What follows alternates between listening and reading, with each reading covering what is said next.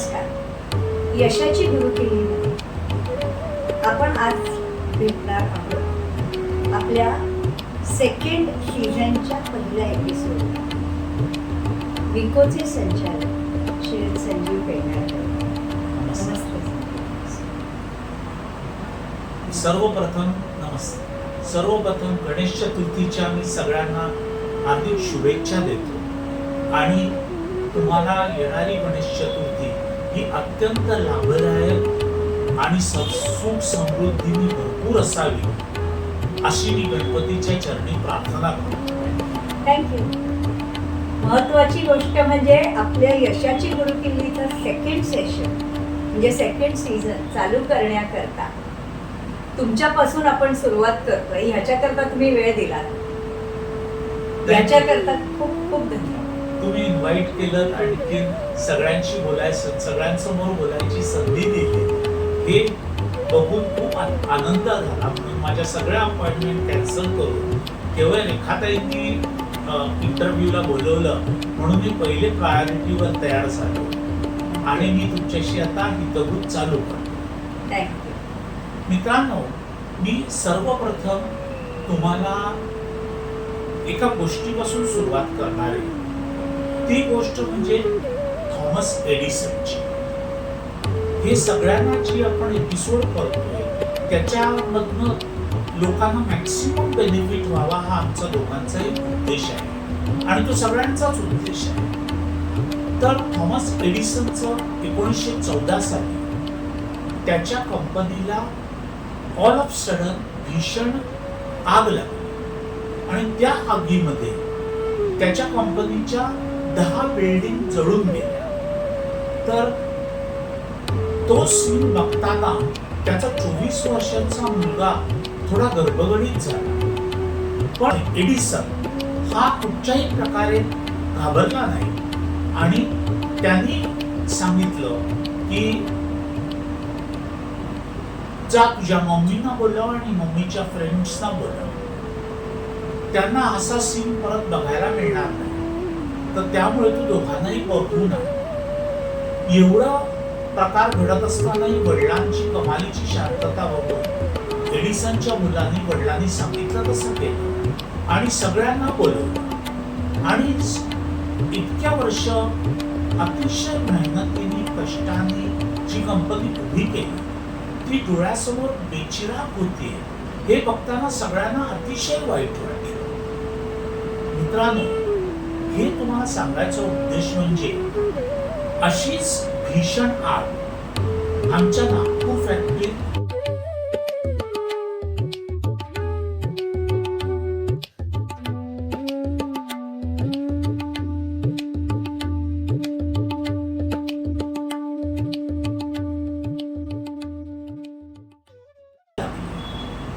आणि 1,35,000 square feet म्हणजे 1,35,000 square feet ची फॅक्टरी 2 दिवसात जळून खाक झाली.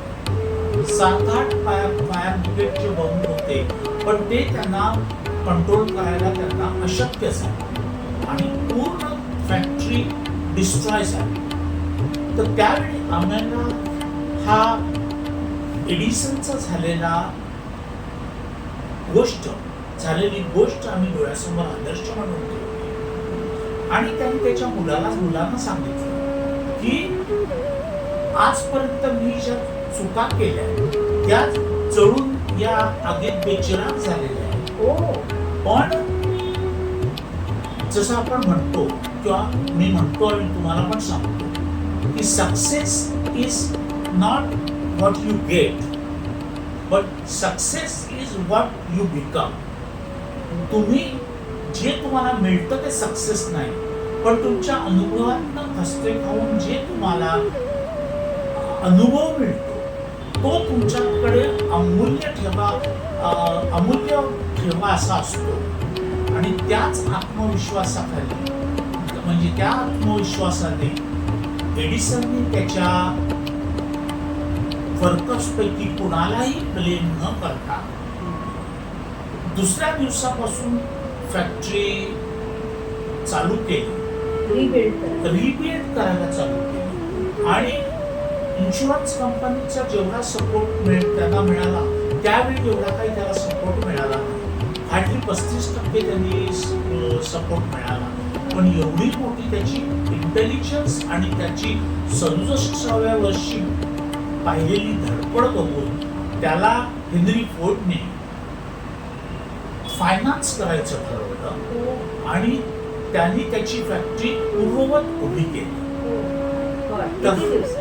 तर त्याची फॅक्टरी मला वाटतं 2 ते 4 महिन्यात उभी झाली फॅक्टरी आणि इतकं वॉर फुटिंगवर त्यांनी काम केलं. तर हे आपल्या आयुष्यात आपण काय होतं की आपण अपयश आलं की आपल्याला बरेच वेळा खंत वाटते की आत्तापर्यंत मी सगळं जे कमाई केलेली आहे ती सगळी माझी वाहून गेली.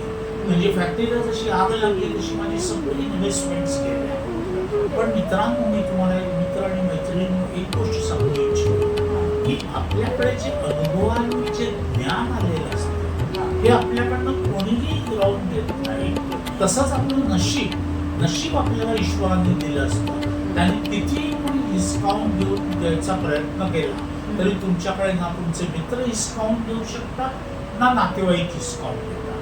आता रेखाताई बघूया ते काय प्रश्न विचार. अगदी. आणि मला तुम्हाला एक ह्याच्यात ना विचारायला आवडेल किंवा तुम्ही जे आता नागपूरच्या फॅक्टरीचं सांगितलं, मग त्यावेळेला तुम्ही जेव्हा ती आग लागली त्यावेळेस तुम्ही ते हँडल करताना एडिसनचा दाखला घेऊन आणि how did you take the steps? आम्ही सुरुवातीला ही आग बघून अशा प्रकारचा प्रसंग पहिल्यांदा होता. म्हणजे 1952 सालापासून विको कंपनी सुरू झाली आणि जवळपास 40 वर्ष संचालक म्हणून काम करतोय. त्या पिरियडमध्ये किंवा वडील आजोबांच्या काळात अशा टाईपची आग कधी लागली नव्हती. म्हणून आम्ही थोडे पचरलो की जी फुल स्विंग मध्ये प्रोडक्शन देणारी जी फॅक्टरी होती, जाहिरात एकीकडे चालू आहे, तर आपण मार्केटमध्ये मालाचा पुरवठा कसा करणार. म्हणून 2 दिवस आम्ही आगीकडे बघत होतो. पण त्याच्यानंतर आम्ही सगळे 5 भाऊ एकत्र आलो आणि आम्ही ठरवलं परत आम्ही झटकून कामाला लागूया. आणि हार्डली आठवड्याभरातच आमच्या फॅक्टरीच्या कन्स्ट्रक्शनचं काम सुरू झालं आणि ते पटापट करता करता 1 ते 1.5 वर्षात आम्ही 1,35,000 स्क्वेअर फीटची फॅक्टरीच्या ऐवजी 2 लाख स्क्वेअर फीटची जी फुल्ली ऑटोमॅटिक आहे अशी फॅक्टरी आम्ही 12 एकरच्या प्रशस्त प्लॉटमध्ये उभी केली. आणि आजही ती फॅक्टरी बघायला इंटरनॅशनल स्टँडर्डची लोक येतात आणि त्या फॅक्टरीची तारीफ करतात. आमची गोव्याची फॅक्टरी पण चालू होती. तर आम्ही 6 महिने डोंबिवली आणि गोव्याच्या फॅक्टरीतनं प्रोडक्शन चालू आणि ते मार्केटमध्ये डिमांड सप्लाय करत गेलं. आणि त्या पिरियडमध्ये ही फॅक्टरी बघता बघता बिल्ड होऊन तयार झाली आणि नवीन फॅक्टरीमध्ये आम्ही वेगवेगळे सेक्शन बनवले. Ayurvedic manufacturing section, cosmetic manufacturing section. ही फॅक्टरी आल्यावर आम्ही अजून 4 प्रॉडक्ट मार्केटमध्ये टाकले. तर मित्रांनो, तुम्हाला हे सांगायचा उद्देश असा की आपल्यासमोर जे अपयश येतं त्याच्यामुळे बरेचसे लोक दुःखी होतात. तर आपल्याला एडिसन काय शिकवतो की वाईटातली वाईट घटना घडली तरी त्यातलं चांगलं शोधायला शिका. म्हणजे आपण जसं म्हणतो गुलाबाचं सुंदर फुल आलंय पण ते तोडताना आपण जर काळजी घेतली नाही त्याचे काटे आपल्याला पोचणारच. पण म्हणून गुलाबाच्या फुलाची व्हॅल्यू कमी नाही झाली. अशा प्रकारे तुम्ही तुमच्या जीवनात पण प्रत्येक घटना गुलाबाच्या फुलाला आलेले काटे हे समजून सांभाळून हाताळा आणि यश तुमच्या खाली, तुमच्या पायाखाली लोळत राहते. आता एक आणखीन मला तुम्हाला विचारायला आवडेल ते म्हणजे बरेचसे ना नवीन एंटरप्रेन्योर्स जे असतात ते फर्स्ट जनरेशन बिझनेसवाले असतात. आता तुमच्या बाबतीत म्हटलं तर you are the third generation, म्हणजे तुमच्या आजोबांनी मेट्रो चालू केलं, मग वडील, मग तुम्ही, म्हणजे तुम्ही तुमच्या जन्मापासून तुम्ही हे सगळं पाहताय. तर फर्स्ट जनरेशन एंटरप्रेन्योर्सच्या बाबतीत कसं होतं की आयुष्यात कधी कोणी बिझनेस केलेला नसतो. मग अशा लोकांच्या करता पण तुम्ही काय सुचवाल? सेकंड जनरेशन, थर्ड जनरेशन, प्रत्येकाकरताचे चॅलेंज वेगळे असतात, कसे असतात? ऍक्च्युली आमचं थर्ड जनरेशन म्हटलं तरी ऍक्च्युली सेकंड जनरेशनच म्हणायला लागेल. कारण आमच्या आजोबांनी जे आयुष्यभर विविध प्रकारचे व्यवसाय केले, म्हणजे रेस्टॉरंटचा व्यवसाय, किराणा मालाचं आमचं दुकान होतं, आजोबांनी काही वर्ष मनी लेंडिंगचा बिझनेस केला आणि आयुष्याच्या उत्तरार्धात म्हणजे 45-50 वयात त्यांनी एक ठरवलं की आपल्या मुलांनी कुठच्याही प्रकारे नोकरी न करता, कारण नोकरी आणि उद्योगामध्ये हा फरक असतो की उद्योग तुम्ही 24 तास करू शकता आणि स्काय इज द लिमिट, वेअरएज नोकरी करता तुम्ही 9 ते 5 चा जॉब करता आणि त्याची सगळी जबाबदारी तुम्हाला पगार द्यायची कंपनीवर असते. तर आम्हाला आजोबांनी सांगितलं की प्रत्येक गोष्टीची जबाबदारी आपण घ्यायची आणि अशा प्रकारे तरुण एंटरप्रेन्योर्सचं काय होतं की ते जोमाने धंदा तर चालू करतात, पण जसं मी तुम्हाला सांगितलं की एडिसनची फॅक्टरी ही 6 महिन्यात किंवा 67 वर्षाची बनवलेली ती जळून खाक झाली आणि त्याला रिबिल्ड करायला लागली. तसं अपयश आलं तर तरुण मुलं घाबरतात, ही एक गोष्ट. आणि दुसरी गोष्ट असते की आपण जर का चांगला प्लॅन वर्कआउट केला, आणखी आपलं प्रपोजल बँकेला सबमिट केलं, बरेच लोकांना फायनान्सचा प्रॉब्लेम असतो. ते म्हणतात तुम्हाला सल्ला द्यायला काय जातं की धंदा करा, पण फायनान्स कुठे आहे? तर मोदी गव्हर्नमेंट आजकाल MSME म्हणजे मायक्रो स्मॉल मीडियम एंटरप्रेन्योर्स किंवा एंटरप्राइजेस यांच्यासाठी लोनची व्यवस्था केली आणि बँकेकडे तुम्ही जर का ते लोन सबमिट केलं, लोनचे पेपर्स, तुम्हाला पहिल्यांदा वाटेल की लोनचे पेपर्स सबमिट करताना पण खूप कष्टाचं काम आहे, त्रासदायक काम आहे, जाऊ दे ना, तो मार्ग सोडून देऊया, आपण त्याच्यापेक्षा नोकरी बघितलेली बरी. तर असं करू नका मित्रांनो. ते बँक तुमच्या चुका जरी काढल्या तरी त्याच्यातनं तुम्हाला इतकं शिकायला मिळतं की तुम्ही परफेक्ट होता येणारा पैसा हँडल करायला. त्याच्यानंतर तुम्ही पहिले 3 वर्ष ठरवायचे की मला जो उद्योगधंद्यातनं जो पैसा येईल त्यातले घरखर्चासाठी मी पैसे फक्त काढून घेईन आणि बाकीचा सगळा पैसा जो आहे तो परत उद्योगात मी करेन. मी आधी त्याची कसं वर्किंग करणार आहे हे वर्किंग करेन आणि कुठच्याही परिस्थितीत माझा प्रॉडक्ट जर मार्केटमध्ये यायला पाहिजे असेल तर मिनिमम माझा ग्रॉस प्रॉफिट हा 40% तरी आपण ठेवायचा. म्हणजे टॅक्सेशन, इन्कम टॅक्स सगळे म्हणून, म्हणजे प्रॉफिट बिफोर टॅक्सेशन म्हणतात, हा 40% तरी पाहिजे. म्हणजे सगळे टॅक्सेस भरून तुमच्या जे हातात 20% मिळतील किंवा 25% मिळतील ते परत धंद्यात होता. निरनिराळ्या तुम्हाला आज आयडियाज उपलब्ध आहेत, वेगवेगळे प्रकारची ॲप बनवून दिली जातात, तर त्याच्यामध्ये तुम्हाला खूप स्कोप आहे. तर आपण रेखाताईंकडे करू, त्याचा पुढचा प्रश्न काय ते त्याला मुळामध्ये हाच हे होतं की लोकांना काय आहे की जेव्हा लोन घ्यायचा विचार करतात बँकेकडून फंडिंग, त्यावेळेला मग कोलॅटरल लागतं, मग आम्ही काय ठेवू आणि कशावर घेऊ, आणि बऱ्याच लोकांना प्रोजेक्ट लोन किंवा प्रोजेक्ट फायनान्स या कन्सेप्टची माहितीच नसते. मित्रांनो, या बाबतीत मी तुम्हाला सांगेन की तुम्ही मोदी गव्हर्नमेंटची MSMEची स्कीम जरूर वाचा किंवा रेखाताई स्वतः आहेत त्यांना जर तुम्ही कॉन्टॅक्ट केलं तर तुम्हाला ते अप्रोप्रिएट माणसाशी कनेक्ट करून देतील की जो MSMEचा उद्योगामध्ये काय काय स्कीम तुमच्याकडनं समजावून घेतील. रेखाताईंना तुम्ही कन्सल्टंट म्हणून ठेवलं तर तुम्ही बरोबर घोड्याला पाण्यापर्यंत नेऊन पोचवतील. ते त्यांची काही फीज घेतील, ती फीज आकारतील तरी द्या, पण तुम्हाला जे प्रचंड ज्ञानाचं भांडार करून देतील अशा माणसाला कनेक्ट करून देतील तुम्हाला. त्यामुळे कुठच्याही प्रकारे तुम्ही संकोच करू नका, कारण आपल्याला जे येत नाही ते दुसऱ्याकडनं शिकण्यात आपल्याला काय कमीपणा आहे. आणि तशी काही एवढी मोठी कॉम्प्लिकेटेड प्रोसेस नाही. आज तुम्हाला कॉम्प्लिकेटेड प्रोसेस का वाटते? एखाद्या गोष्टीचं आपल्याला जसं पूर्ण ज्ञान नसतं, तसं आपण स्विमिंग करायला जातो तर पहिली गट्टामेळा खाल्ल्याशिवाय शिकता येत नाही, नाकातोंडात पाणी गेल्याशिवाय शिकता येत नाही. आपण ड्रायव्हिंग करतो तर कुठेतरी गाडी आपटते, स्क्रॅच जातो. किंवा तुम्ही ज्यांना इंग्लिश बोलता येत नाही त्याच्यात म्हणतात की unless you murder a language you can't learn a language. तो तुमचं इंग्लिश लँग्वेज बोलताना मर्डर झाला तरी हरकत नाही, लँग्वेजचा मर्डर. पण तुम्ही परत परत प्रयत्न करा आणि प्रयत्नांती परमेश्वर.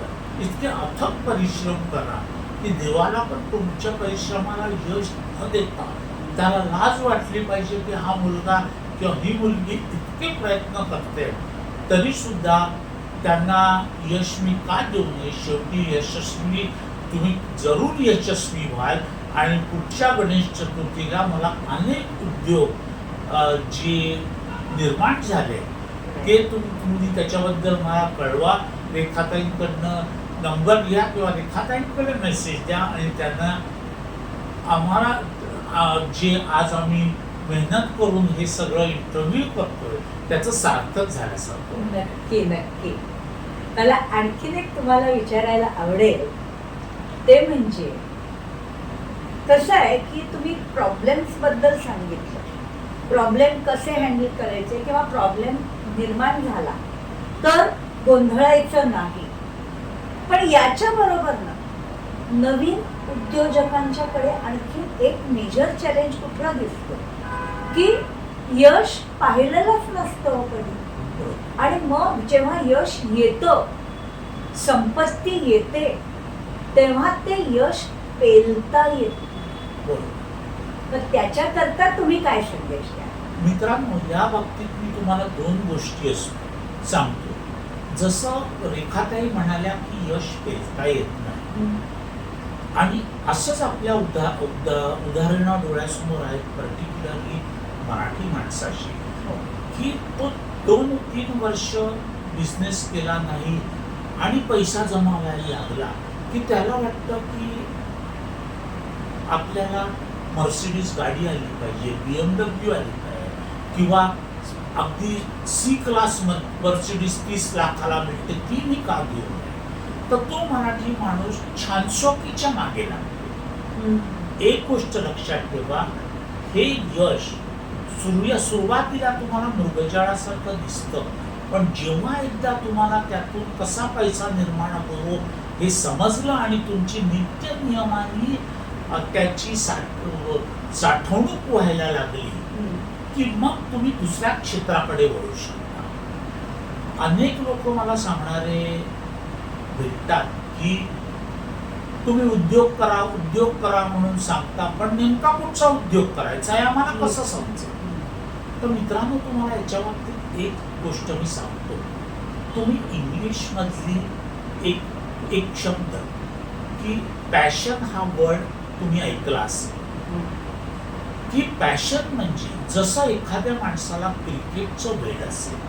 अगदी आपल्या पुढे यशस्वी झालेला सचिन तेंडुलकरलाच आपण घेऊया की तो रात्री 2-2 वाजेपर्यंत वरांड्यात क्रिकेट खेळायचा.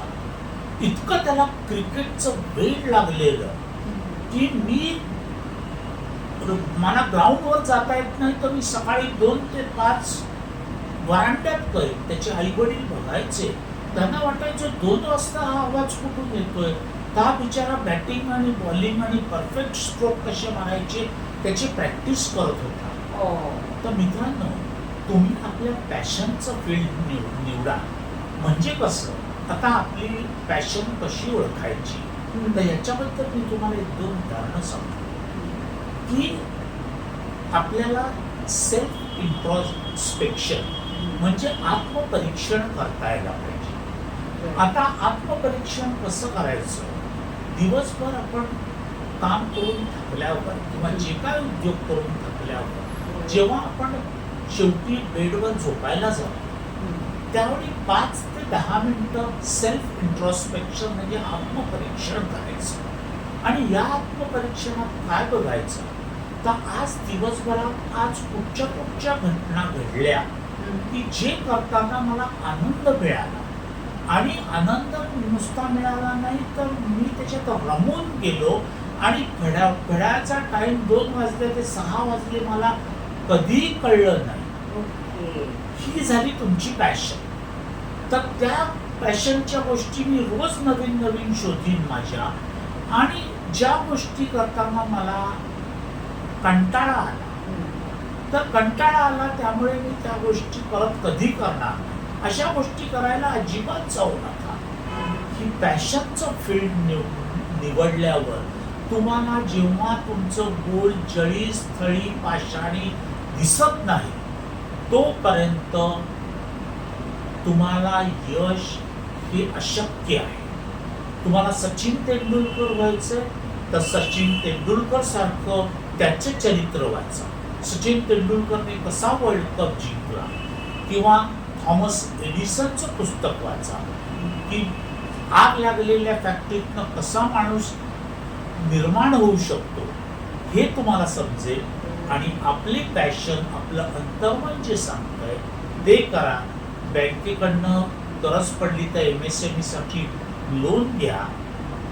रेखाताईंना कॉन्टॅक्ट करा. ते तुम्हाला ॲप्रोप्रिएट माणसाशी कनेक्ट करतील आणि अशा प्रकारे तुम्ही पहिले मिळणाऱ्या पैशाकडनं हुरडून न जाता पहिले आपल्याला यश पचवायला शिकलं पाहिजे.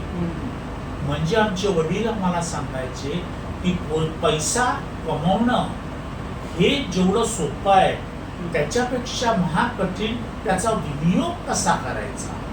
किती पर्सेंट जसं मी तुम्हाला म्हटलं तुमचा 40% क्रॉस प्रॉफिट राहायलाच पाहिजे त्याच्यामध्ये. याच्याप्रमाणे वर्कआउट करा. बँकेला प्रोजेक्ट सबमिट करा आणि यश तुमच्या दारी निश्चित येईल. That is amazing. म्हणजे यश कमवणं हे आपल्या पॅशन बद्दल जे तुम्ही म्हणालात म्हणजे आय वुड से की जेव्हा आपली हॉबी आपली आवड हा आपला बिझनेस बनतो त्यावेळेला कामाचं प्रेशर राहत नाही आणि मग आपण आपोआप कामं करत जातो. कितीही कामं करतो आणि वी एन्जॉय दॅट.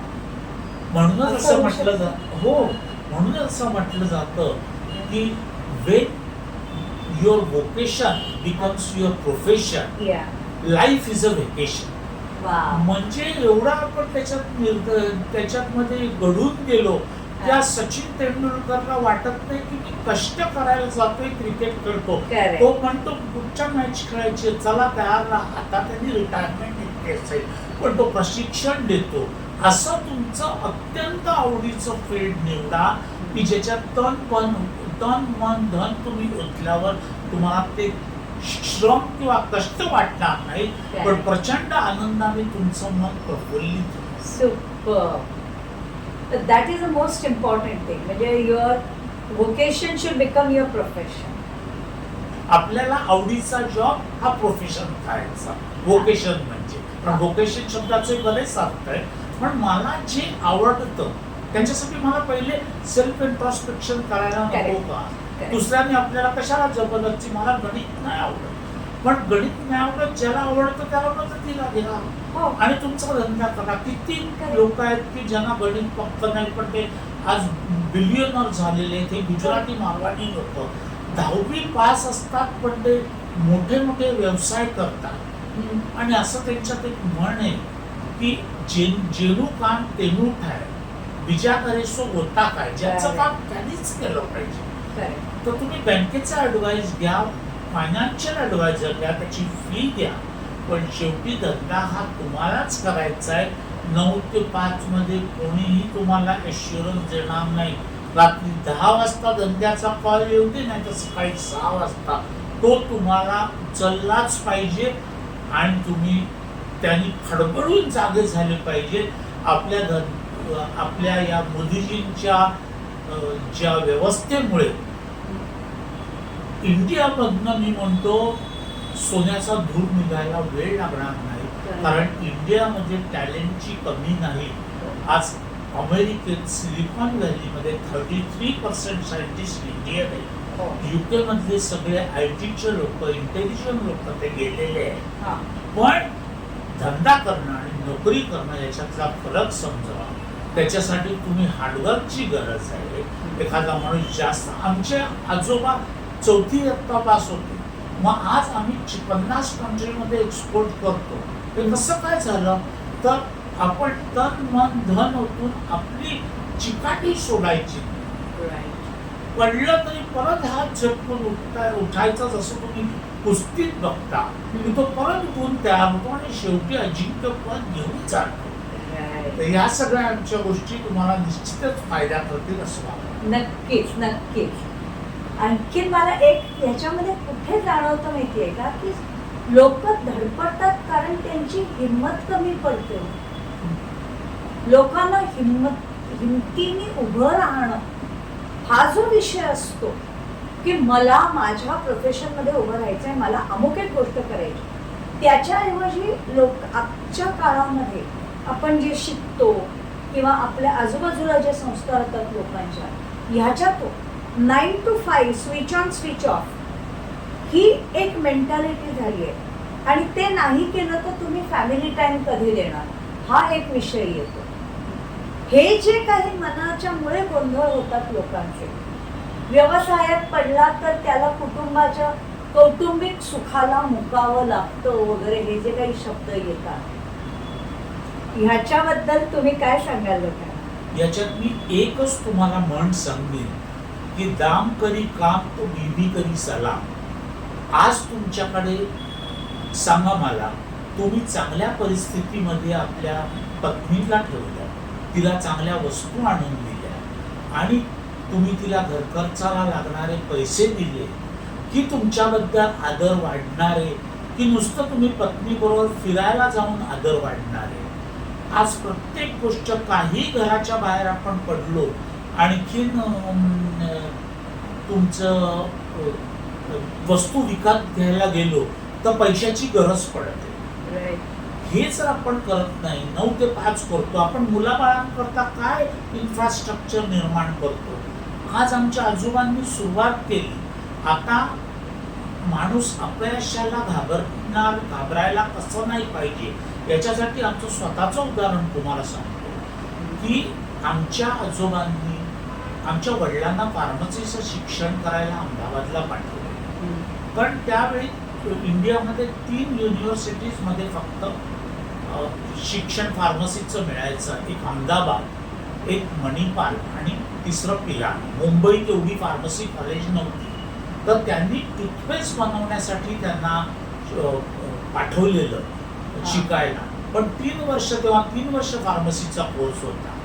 3 वर्ष झाल्यावर त्याला गुरुजींनी सांगितलं की टूथपेस्ट हा प्रत्येकाचं ट्रेड सिक्रेट असल्यामुळे ज्याचं त्यांनीच शोधायला पाहिजे. त्याला वडिलांनी हताश होऊन ते परत आले. त्याला त्यांच्या वडिलांनी, मी आमच्या आजोबांनी सांगितलं, हताश होऊ नकोस, टूथपेस्टच्या ट्रायल कर.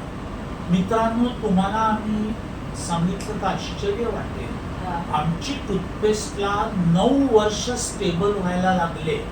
म्हणजे तोपर्यंत आमच्या टूथपेस्टला डिसेंट्री, डायरिया नाही तर कॉन्स्टिपेशन व्हायचं. अरे बापरे. म्हणजे काय करायचं की लोकांकडे टूथपेस्ट जाईपर्यंत फॅक्टरीमध्ये उत्तम असायची, पण लोकांपर्यंत टूथपेस्ट जाईपर्यंत ती पातळ एक व्हायची किंवा घट्ट व्हायची.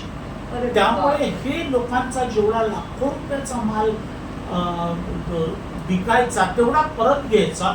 तर काही आपले सुशिक्षित IT प्रोफेशनल किंवा प्रोफेशनल लोक, मराठी लोक आम्हाला म्हणायचे की पेंढारकरांचं डोकं फिरलंय.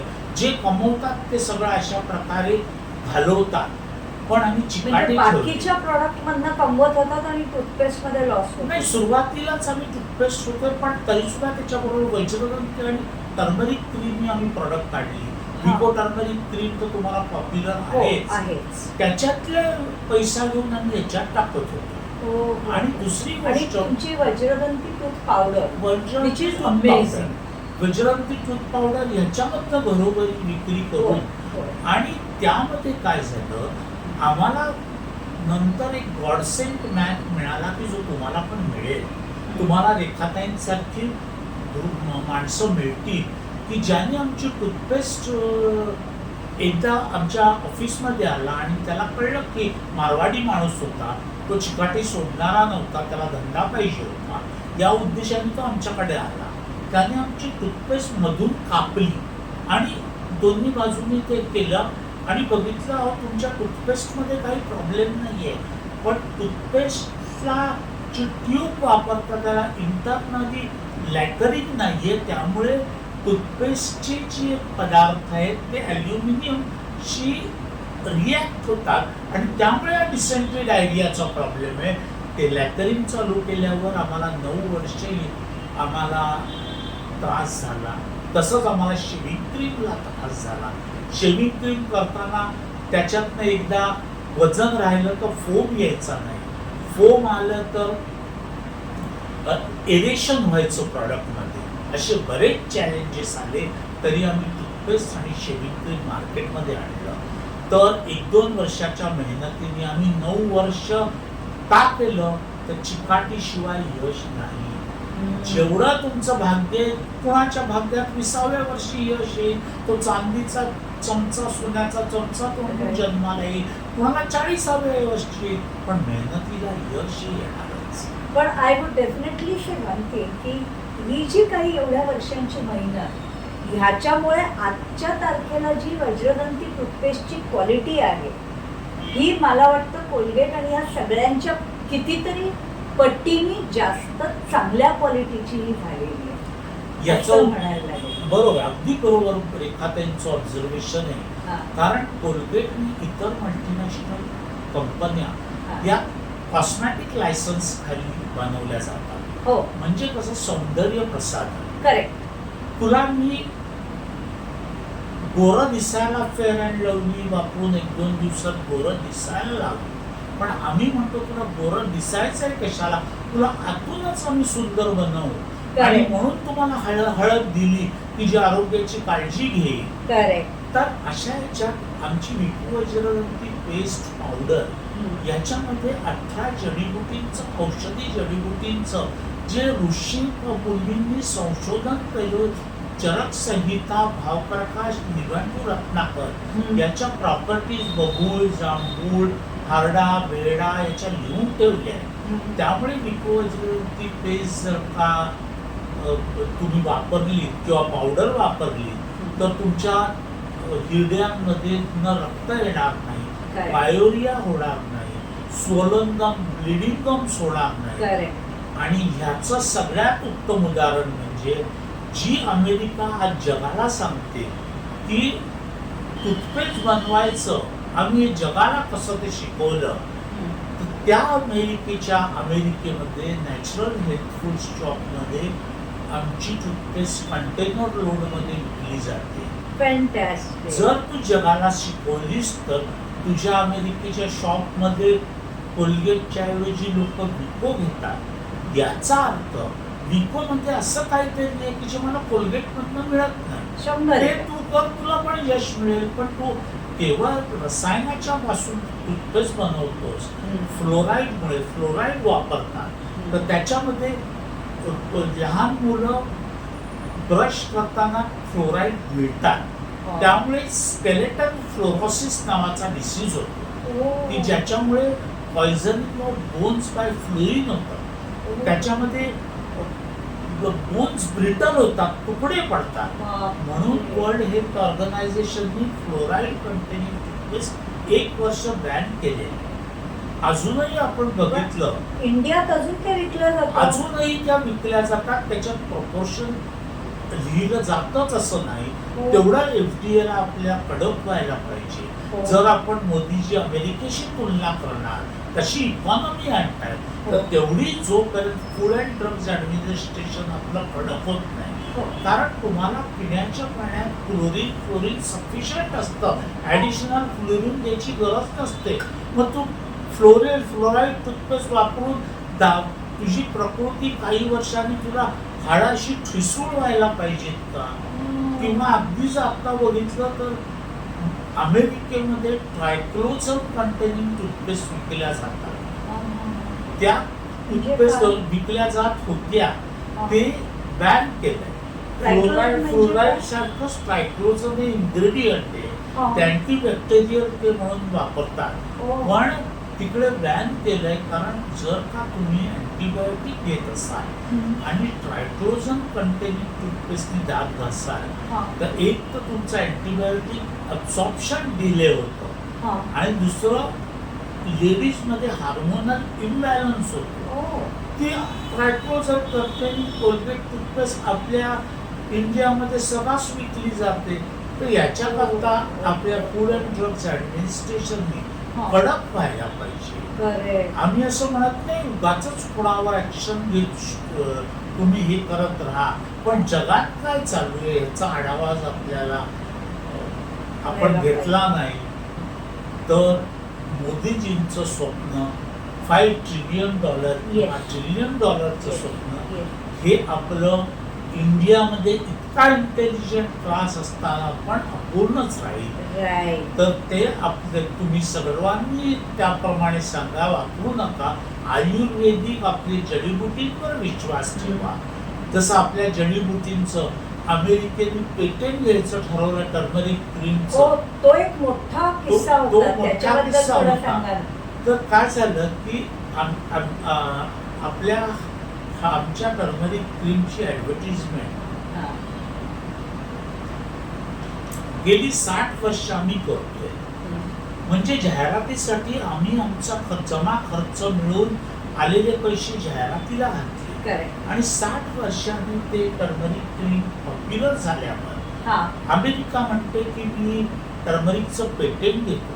अरे ज्या आयुर्वेदाला तुम्ही नास्टी लोक देता, तुच्छ बनवता, त्यांना आज हिंदुस्तान लिव्हर सारख्या कंपनीला त्यांचे प्रॉडक्ट आयुर्वेदिक म्हटल्याशिवाय विकता येत नाही. दंतशक्ती म्हणून कोलगेट टूथपेस्ट आयुर्वेदिक म्हणून दाखवते. तुम्हाला का आयुर्वेदाची गरज पडते आणि तुम्हाला टर्मरिकच्या मागे लागायला लागतं? मग डॉक्टर माशेलकर सारख्या हुशार माणसांनी ते टर्मरिकच्या पेटंटला चॅलेंज करवलं आणि शेवटी ते कॅन्सल करवलं. ते इंडियाकडेच राहिलं. असे विजिलंट लोक जर आपल्या सगळ्या पूर्ण इंडियामध्ये झाले तर निश्चितच आपण $5 ट्रिलियन काय अनेक पटीने प्रगती. डेफिनेटली. आणि मला आणखीन एक तुमच्याकडून ऐकायला आवडेल, ते म्हणजे तुम्ही मगाशी सांगितलं कॉस्मेटिक आणि आयुर्वेदिक. आणि तुमच्या ॲडमध्ये पूर्वी होतं विको टर्मरिक नाही कॉस्मेटिक. हे विको टर्मरिक नाही कॉस्मेटिक आजही आमच्या ॲडमध्ये आहे. कारण आम्हाला आमच्याच गव्हर्नमेंटच्या सेंट्रल एक्साइज डिपार्टमेंट बरोबर 25 वर्ष लिटिगेशन्स करायला लागली की अरे आमची आयुर्वेदिक जडीबुटींनी बनवलेली टूथपेस्ट त्यांनी पायोरिया म्हणजे ब्लड हिवडीतनं पस होणं किंवा ब्लिडिंग होणं हे आमचं त्यांनी बंद होतं. टूथ डिकेचं प्रमाण एकदम बंद होतं. तर आम्ही आयुर्वेदिक लायसन्स खाली बनवतो आणि आयुर्वेदिक ड्रग मॅन्युफॅक्चरिंग लायसन्स म्हणजे आयुर्वेदाचार्य आयुर्वेदिक डॉक्टर याच्या सुपरविजन खाली आम्ही टूथपेस्ट बनवतो. आणि त्यामुळे आम्ही म्हणतो लोकांना कळायला की विको टर्मरिक नाही कॉस्मेटिक. जसं आम्ही म्हटलं की why do you want to look like beautiful, we will make you beautiful. म्हणून आपण हळदीचं स्वयंपाकात पण टाकतो. तो आपल्याकडे दूध हळद प्यायचा प्रकार आहे, पण हळदीमध्ये इतकी प्रचंड इम्युनिटी आहे. म्हणून लोकांना मला सांगायला लागतं की आपली पुस्तकं उघडा, चरक संहिता उघडा, हळदीचे गुणधर्म वाचून काढा. आणि तुम्हाला लक्षात येईल की विको अशी काय ॲडव्हर्टिजमेंट करते की विको टर्मरिक नाही कॉस्मॅटिक, विको टर्मरिक आयुर्वेदिक. Correct correct. आणि एक आणखीन की जेव्हा नुसतं टूथपेस्ट किंवा अनेक गोष्टी कॉस्मेटिक म्हणून विकल्या जातात त्यावेळेला त्याच्यात केमिकल्स असतात, पण हे आयुर्वेदिक आहे म्हटल्यावरती ह्याच्यामध्ये आर्टिफिशियल केमिकल्स हा प्रकार नसतो. नसतो. कारण काय आहे, हा. जे काही आपल्याला पेस्टचा बेस बनवायला जे मटेरियल लागतं हा ते बॉडीवरती इनर्ट मटेरियल समजली जातात की त्याच्यामध्ये कुठच्याही प्रकारचं ट्रायक्लोजन किंवा फ्लोराईड सारखे साईड इफेक्ट नसतात. हा तसं आपण पाणी भरपूर प्या म्हणून म्हणतो. आता पाण्याचे साईड इफेक्ट असतील तर आपण प्यालो असतो का? आज आज आपल्याला 72 वर्ष आपली टूथपेस्ट पावडर अमेरिकेच्या लोकांनी किंवा इंडियन लोकांनी घेतली असती का तर त्याचे साईड इफेक्ट्स काहीही नाहीत तुम्हाला. आणि म्हणूनच आपण त्यांनी फ्लोरोसिस होणार नाही स्केलेटन, आणखी तुम्हाला कुठच्याही प्रकारचे कार्सिनोजेनिक पदार्थ म्हणजे कॅन्सर प्रोड्युसिंग सेल जे कॉस्मॅटिक टूथपेस्टमध्ये केमिकल वापराने करतात, कारण की तुला गोरेपणा आणायला कुठच्याही प्रकारे त्यांना माल विकायचा आहे आणि 2 दिवसात गोरं करतो, 4 दिवसात गोरं करतो. अशा उगाचच खोट्या जाहिरातींना बळी पडू नका. आणि आपलं आरोग्य आपल्या आयुर्वेदिक पुस्तकातच आहे. ते तुम्हाला रेडीमेड आम्ही toothpaste, tooth powder, turmeric cream, moisturising cream, shaving cream, विको नारायणी याच्यामध्ये आणून एवढी मेहनत करून तुम्हाला आणले. फक्त तुम्हाला वापरायचं काम करायचं आहे. तर एवढं पक्क गोष्ट लक्षात ठेवा की जसं पॅशननी काम करायची ही गोष्ट तुम्हाला खोलवर मनात रुजवा. 9 ते 5 जॉबच्या मागे लागू नका आणि विको टर्मरिक नाही कॉस्मॅटिक हे विसरू नका.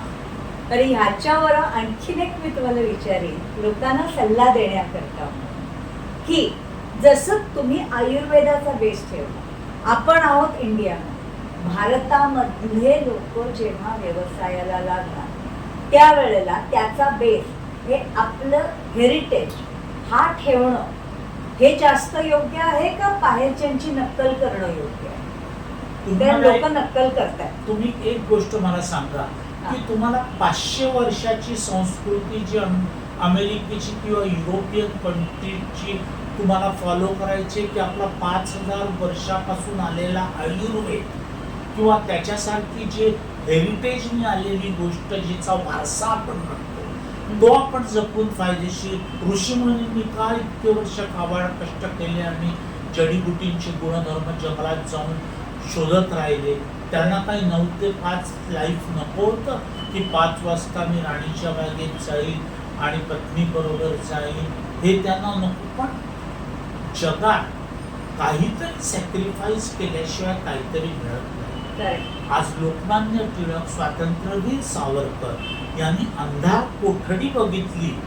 लोकमान्य टिळकांची जेव्हा ते तुरुंगात होते, कोर्टात हजर होते, तेव्हा त्यांच्या मृत्यूची पत्नीची खबर आली. तरीही स्वराज्य हा माझा जन्मसिद्ध हक्क आहे आणि तो मी मिळवणारच असं जोपर्यंत तुम्ही तुमच्या प्रोफेशनला डेडिकेशन होत नाही तोपर्यंत कितीही फायनान्स द्या तुम्ही यशस्वी होऊ शकणार नाही. आजच तुम्ही गणेश चतुर्थीच्या दिवशी गणपती समोर शपथ घ्या की मी पाय आपटत मरीन पण नोकरीच्या मागे लागणार नाही, तर उद्योगधंदाच करेल आणि यश तुमच्या पायात तरी लोळण घालून. Yes, that will be amazing. मला वाटतं की ह्या तुमच्या संदेशाने जर का आपण लोकांना उद्योजक बनण्याकरता मोटिवेट करू शकलो तर याच्यासारखं यश दुसरं नाही. रेखाताईंना परत मी धन्यवाद देतो आणि तुम्हाला सगळ्यांना हा एपिसोड मॅक्सिमम शेअर करा की ज्यांनी लोकांचं भलं होईल असा आम्ही प्रयत्न केलेला आहे. काही अडचण आली तर रेखाताईंना जरूर कॉन्टॅक्ट करा आणि गणेश चतुर्थीच्या पुन्हा एकदा शुभेच्छा देऊ मी मागचा इंटरव्ह्यू. थँक्यू आणि थँक्स अ लॉट, कारण खूप महत्वाच्या गोष्टी तुम्ही शेअर केल्या, लोकांना खूप फायदा होईल. Thank you so much.